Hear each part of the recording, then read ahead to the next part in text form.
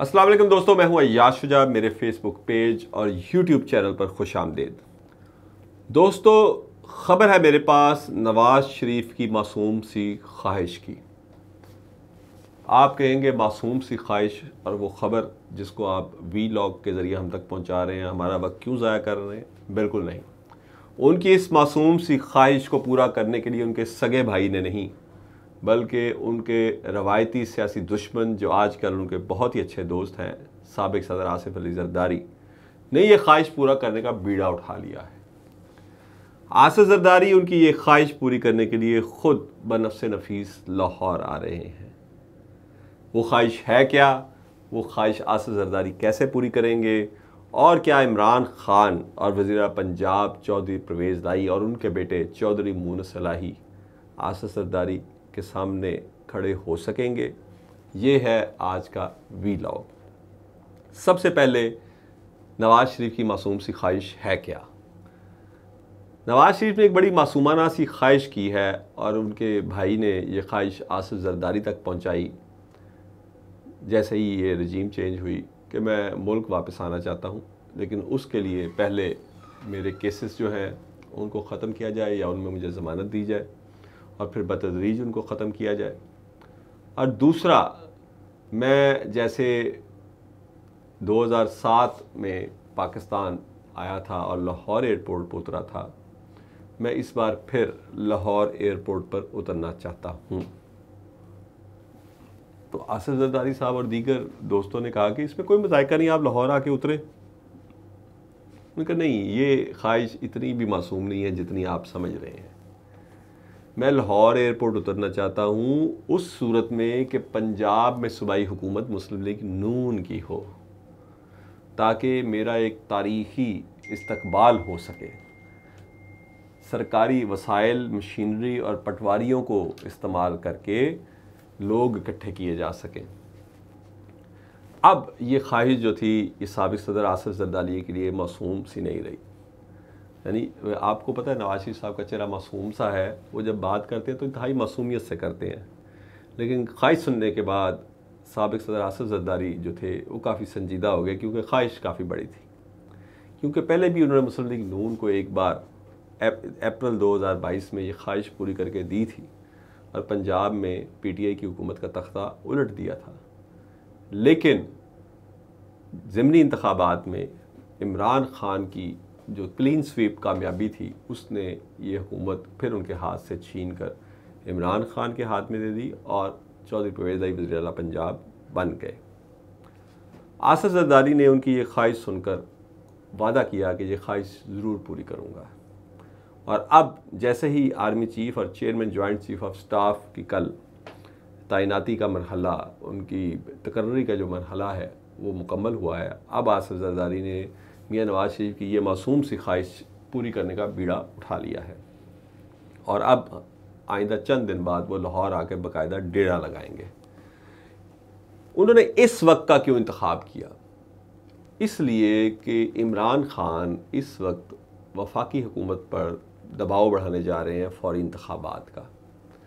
जरदारी, जिन्हें सियासत की शतरंज का बेताज बादशाह कहा जाता है, जिन्हें मफाहमत की सियासत का बेताज बादशाह कहा जाता है, और यकीन मानिए वफाकी हुकूमत इमरान खान की जो थी उसका तख्ता उलटना पीडीएम की बाकी 12 जमातों के लिए ख्वाब था, बशमूल मुस्लिम लीग नून और बशमूल जेयूआई। अगर जरदारी सिंध हाउस में चमक, ओहदों की चमक, पैसों की चमक और दीगर चीज़ों से तमाम एमएनएस को इकट्ठा ना करते, अगर वो चौधरी बरादरान के जो सियासी ख़ानदान जिनकी दिहाइयों से मिसाल दी जाती है भाईचारे की, उसमें दराड़ ना पैदा करते। आज तक शरीफ बरादरान, चौधरी बरादरान में दराड़ पैदा करने में नाकाम रहे हैं, लेकिन आसिफ जरदारी को इस तरह की सियासत में यद-ए-तूला हासिल है। आपको मैं आज एक और हकीकत से पर्दा उठाता चलूँ, और सब जो पुराने साफ़ी हैं उनको पता है कि 1988 के इंतखाबात में जब मोहतरमा बेनज़ीर भुट्टो पहली बार और मुस्लिम दुनिया की भी पहली खातून वज़ीर आज़म बनी, तो उनके ख़िलाफ़ एक तहरीक अदम एतमाद आई थी। और जब उनकी पूरी पार्टी के हाथ पांव फूल गए और वो शरीफ बरादरान का मुकाबला करने से आजिज़ आ गए, तो फिर जरदारी ने बेनज़ीर साहिबा से इजाज़त लेकर वो सामने आए और फिर आपको बाकी सारी तारीख़ है कि किस तरह मरी में और कहाँ कहाँ अरकान कौमी असम्बली को ठहराया गया और इस तहरीक अदम एतमाद को नाकाम बनाया गया। तो जरदारी ने अब बीड़ा उठाया है, वो सिर्फ इसमें नवाज शरीफ की ख्वाहिश पूरी करने का मकसद नहीं है, मकसद इमरान खान का वफाकी हुकूमत पर प्रेशर कम करना है। इमरान खान का वफाकी हुकूमत के ऊपर प्रेशर कम करने से जरदारी को भी फ़ायदा होगा। जरदारी किसी सूरत नहीं चाहते कि आम इंतखाबात वक्त से पहले हों, क्योंकि इस सूरत में सिंध में भी उनकी हुकूमत ख़त्म होती है और सिंध में जो माशी लूट मार जारी है वो आपको पता है। तो इस तरह जरदारी साहब ने कभी घाटे का सौदा नहीं किया। उनकी सर्विसेज तो इस्टेब्लिशमेंट ने भी मुस्ताद ली थी। जब इस्टेब्लिशमेंट नून लीग के ख़िलाफ़ हो गई थी तो उन्होंने बलूचिस्तान की हुकूमत, जब वफाकी हुकूमत नून लीग की थी और बलूचिस्तान में उनकी अलाइड इत्तेहादी हुकूमत थी, तो आपको याद होगा कि जरदारी साहब ने कैसे वो हुकूमत जाकर उल्टाई थी। तो वो इस काम के मास्टर हैं। अब वो आ रहे हैं लाहौर, और लाहौर उनका टारगेट है पीटीआई और मुस्लिम लीग काफ की इत्तेहादी हुकूमत का तख्ता उलटना।